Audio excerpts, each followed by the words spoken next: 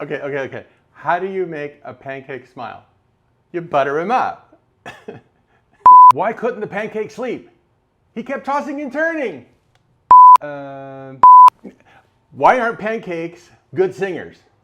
Because they're flat. Just like this joke.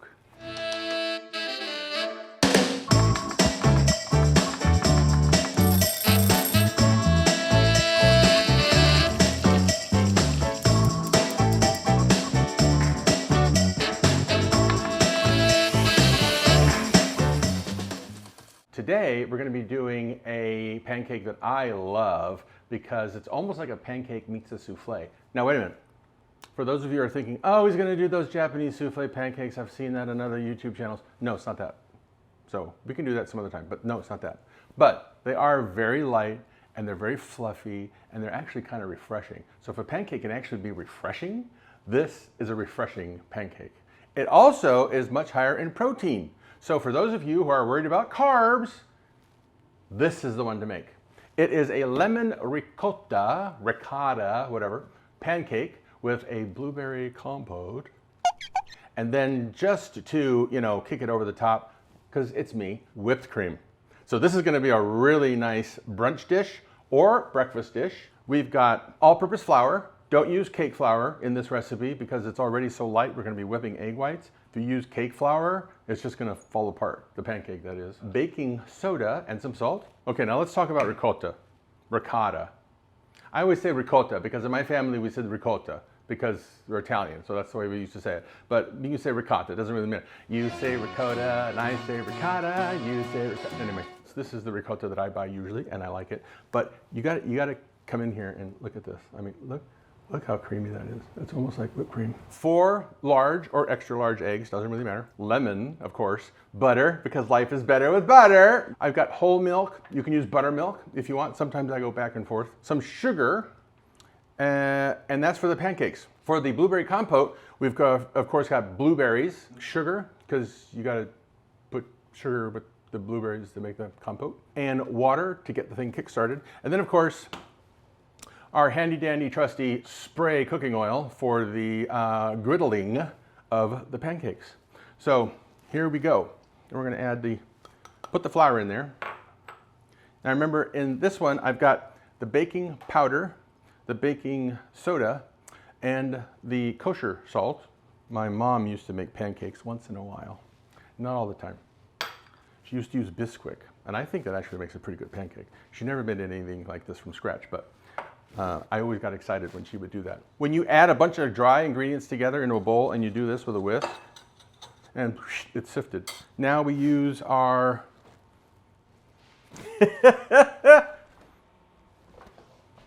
spatula to take our ricotta. I grew up on ricotta, I gotta tell you. There was always ricotta in the refrigerator. So anytime I buy anything with ricotta, or buy ricotta or make any ricotta, I always think about growing up with my mom. Into this, we're gonna add the 4 eggs. Okay, we're gonna get a little risky here. Ready for this? We're gonna do it 4 different ways. I'm using 1 egg to crack the other egg. I'm putting that in there. Oops, sorry. I almost forgot. I'm getting so excited about the eggs. Put the egg whites in the bowl for whipping, not in the bowl with the ricotta. That one I hit on the counter. And this is just the rocking method, right? Rock-a-bye-yoki in the shell. That goes in there. This one I'm going to do on the rim. He's like, why is he doing this? It's 4 different. They say don't break eggs on the rim. Oh, no, I just did. Okay, I'll break it on the counter again. It's not the end of the world. Doesn't that look kind of cool already? Sort of looks like a volcano exploded. Now we take our lemon. And this is one of my favorite tools. This is a microplane. Not a prop or jet, but it does do a very good job in the kitchen on citrus. Hold it thusly over the lemon, or on the lemon, and as you spin the lemon away from you, you bring the microplane towards you, and you get nice strips of lemon. that's not enough. So even though you might be looking at the recipe at this point and you've read it, leave it, because I'm going to use 2 lemons. I just feel like making it with 2 lemons because I feel like something lemony today. I'm going to put the juice of 1 lemon in there. Now, we want the lemon juice for its acid and flavor, but acid. And then we want the zest for the flavor, right? So you don't get the same effect if you just use the juice or the zest. But you use the zest and the juice together, boom, you get a power punch. You want it to go, oh, good, it's really good. But you don't want it to be like, too sour, which is why we're going to have a little bit of sugar in there. Now we're going to add the milk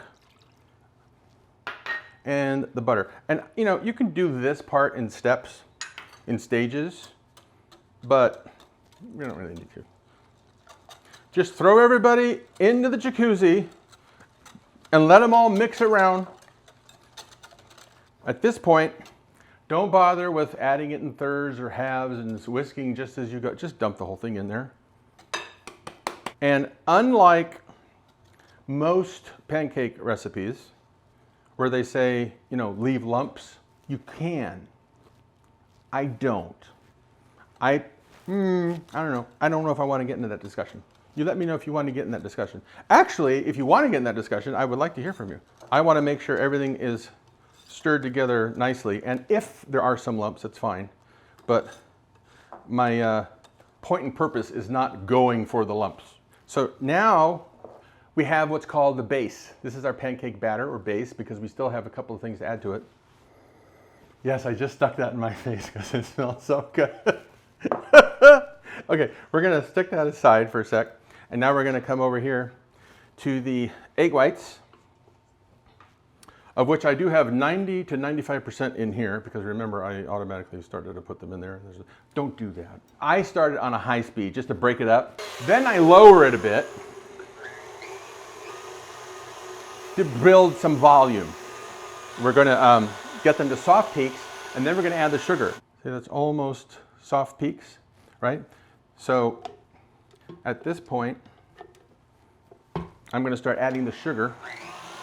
And I'm going to increase the speed.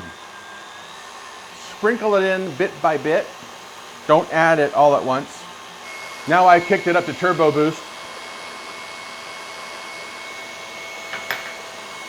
And at this point, we beat it to stiff peaks. And we're almost there. I'll show you what that is.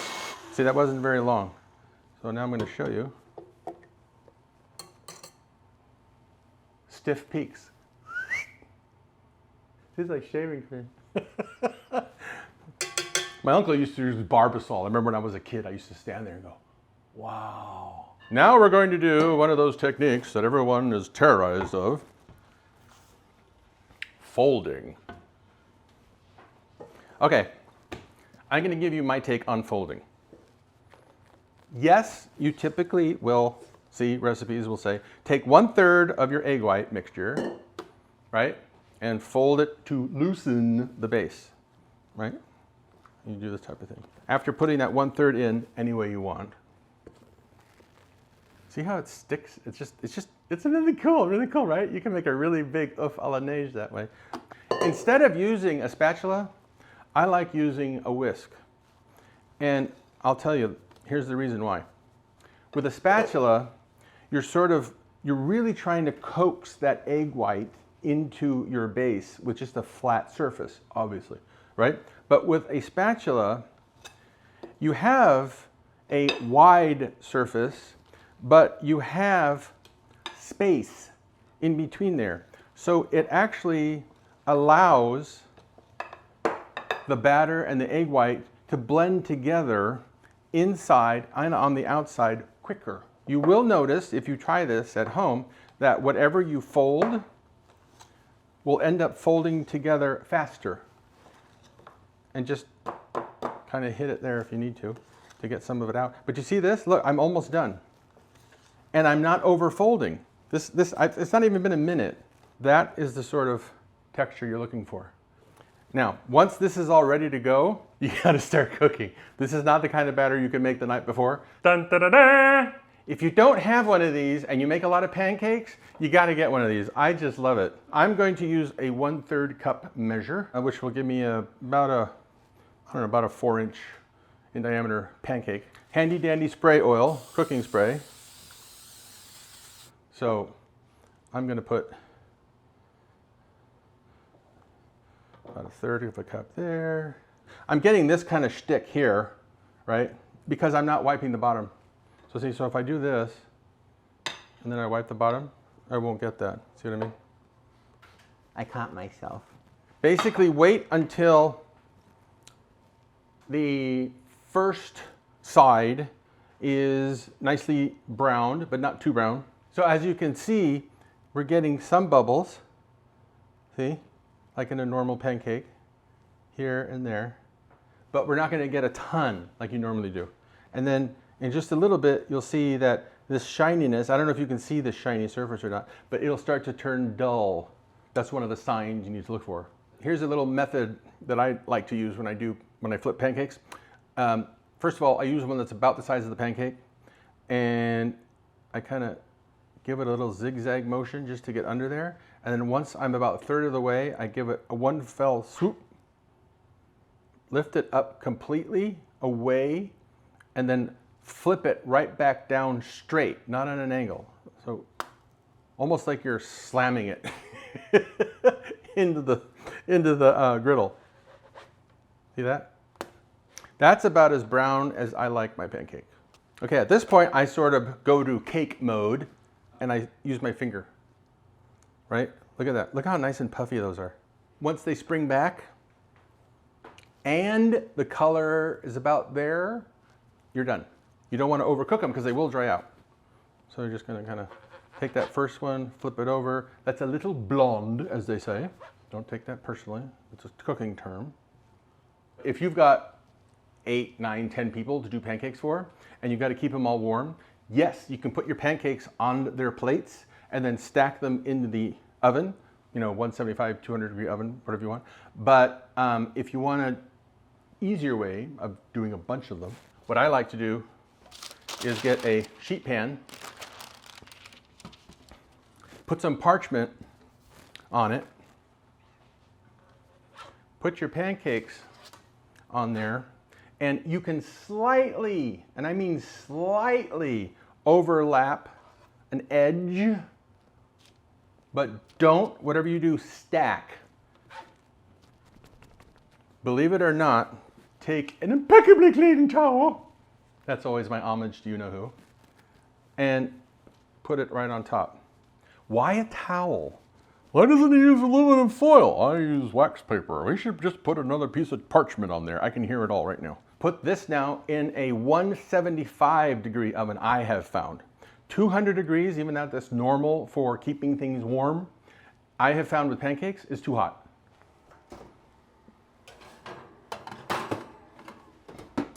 Put it in the middle or higher.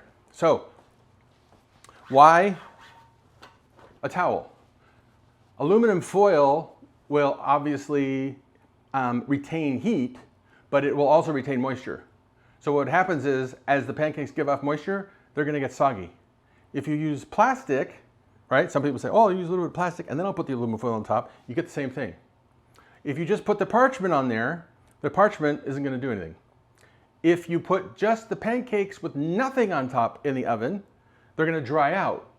So the towel actually acts like an insulator, but because it does what? Soaks up moisture. Huh? Okay, just try it. Make sure you've washed it, obviously, and it doesn't smell like detergent. So now that we have the pancakes done, we're gonna make the compote, and then we're gonna have brunch. Here I have a saucepan that I've had warming up. I'm gonna add some water. I got about a half cup water, some sugar, juice of half a lemon. You always want to counter sweetness with sourness. And then our blueberries. We're gonna bring this to a boil. and put a lid on it. As I say, put a lid on it. And then we're gonna cook it, breaking it down a little bit, right, with the spoon, until it's nice and thick, basically. So see, they're starting to extrude their juice. Isn't that a beautiful color? Look at that. So now I'm gonna put a lid on it, and we're gonna let it cook for a little bit, and then we'll be ready to go to the pancakes. The plating. Gonna get the pancakes out of the oven, and now we'll get the blueberry compote. Ooh, oh wow. I wish you could smell this. But look, you've got, it's nicely thickened. It's almost like the consistency of maple syrup. So I'm gonna put some sort of down the center here. Then I'm gonna take a little bit of cream, and I don't wanna put it right on top of the blueberry because it's hot and this is cold. So it's gonna end up, you know, sort of melting right away. So I'm gonna put it just to the side. I'm gonna take a lemon. And I don't know if you've seen these before. This is a type of zester. There's other zesters, right? But this one, you get these nice, thin julienne strips, if you will. I'm gonna hold it over the whipped cream and just let the strips fall where they may on top of the cream. See, you get those kind of little curly cues. They're really kind of cool. And I actually like to take just some fresh blueberries and sort of garnish the plate with some fresh blueberries. And then a little bit of mint, and then because you know you just got to have more sugar, some powdered sugar on top, because it always looks nice. And there we have it, our lemon ricotta pancakes with blueberry compote. I mean, they're just so light. It's like a souffle. It's just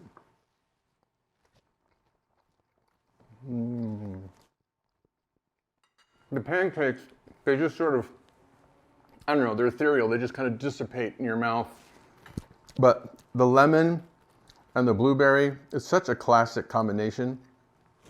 The whipped cream sort of like, it really does. You should try it without the whipped cream and with, and then just see, the whipped cream really does marry everything together. Okay, that is damn good. That is really damn good. I think you guys need to make this for breakfast, for brunch, or what the hell, even dinner. And subscribe and like, because I like you, and ring that little bell over there, and write in. I would love to hear from you guys after you make this, and tell me what you think. I think this is just absolutely awesome. It's one of my favorites, and you can't beat the combination of lemon and blueberry. Bye-bye, I'll see you next time. Damn, it's good.